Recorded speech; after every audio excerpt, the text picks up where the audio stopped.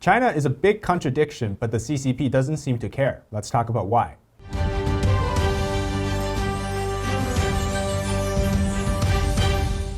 Welcome to China Insider. I'm David Zhang. Today's discussion is the result of a series of world events that happened a few days ago. The big idea is that China seems to be happy with the deteriorating relationship with the Western world. Xi Jinping's national strategy of security over everything has seriously affected China's diplomatic image and economic recovery. But it seems as long as they maintain security, they're fine. Security to the Chinese Communist Party is basically regime stability. As long as the CCP can maintain power and not lose its control in China, all else seems to come secondary. In the aftermath of COVID, China has sought to revive its international influence with a revived economy, but Beijing today is actually doing the opposite of that. This is very apparent under Xi Jinping's leadership. China is a big contradiction today. It says it is open for economic recovery, but it's actually closed. Today, China has a worsening relationship with many countries. The most recent is the kicking out diplomats. Canada kicked out Zhao Wei from Toronto for threatening a Canadian member of parliament named Michael Chang. And China, in response, kicked out Jennifer Lynn Lalonde, who is the consul in the Canadian consulate in Shanghai, telling her to leave by May 13th from China. Now, this obviously is not a good thing for China's image, at least to the Western world. For example, today, Italy announced that they will withdraw from the Belt and Road Initiative, China's global infrastructure project, by the end of the year. Now, Italian-China relationship slightly changing. Meanwhile, Germany calls for de-risking with China while not cutting ties. Again, that's a little bit of a change within the German politics. And just a week ago, China announced a system-wide crackdown on information, specifically targeting American firms dealing with information and data. Under new regulations of the anti-espionage law, 3 firms have now been investigated: Capvision, Mintz Group, and also we have Bain & Company. None of these events actually suggest that China is welcoming foreigners. Well, at least not the ones from the Western countries, at least. China is walking a path of aggression once again. In fact, not just in international politics, but in trade too. China's export to the U.S. slowed per custom data, yet its import-export data to Russia and Belt and Road countries continue to grow. So this tells us one thing: China is deliberately avoiding growth with countries that serve as potential enemies of the CCP. Instead, they're turning to what they see are friendly nations, putting the smiley face toward those other parts of the world.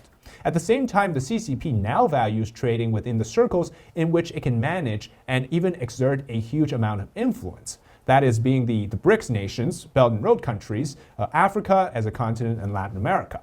And of course, this isn't something new. We know that for a while, China has been spending a lot of money and effort trying to put these countries in line with China instead of the United States. And of course, many of them are neglected by the United States as well, namely African nations, countries in Latin America, and Central Asia.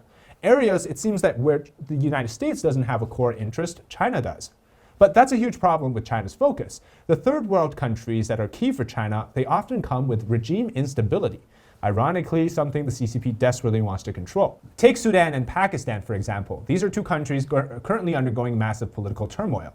Now, China stands to lose a lot in Sudan, especially in Africa, putting at further risk loans from Beijing, in Sudan at least worth $5 billion. Now, the loans come from, of course, the Belt and Road project that China launched in the country, and of course it's building the country's infrastructure, but then at the same time tying Sudan to a loan that it will never have the ability to pay back. Now, with Pakistan, China chooses to remain ambiguous on which side to support, right now with the arrest of former Prime Minister Imran Khan, in hopes that the military side and the civilian side are going to somehow reach an agreement. In the long term, make Pakistan remain a supporter of China. This is all going to be a big problem for the CCP because in areas where there's instability, although it contradicts their domestic agenda, it seems somehow work out that China wants to deal with these countries. Many of them actually align with the authoritarian ideas. Now, this, of course, separates them from the Western world. And we can give you another example of this happening in the Middle East, where China is increasingly becoming a key voice. The CCP can export some of its domestic problems there. According to one report, cash-strapped local authorities hope to stimulate economic development after 3 years of zero COVID, where they spent all their cash on COVID tests and locking people down. Now they're aiming to invest in these regions. Before we talk a little bit about China's domestic problems and how it's actually affecting the CCP, we have to talk about why China is in the regions that we just talked about.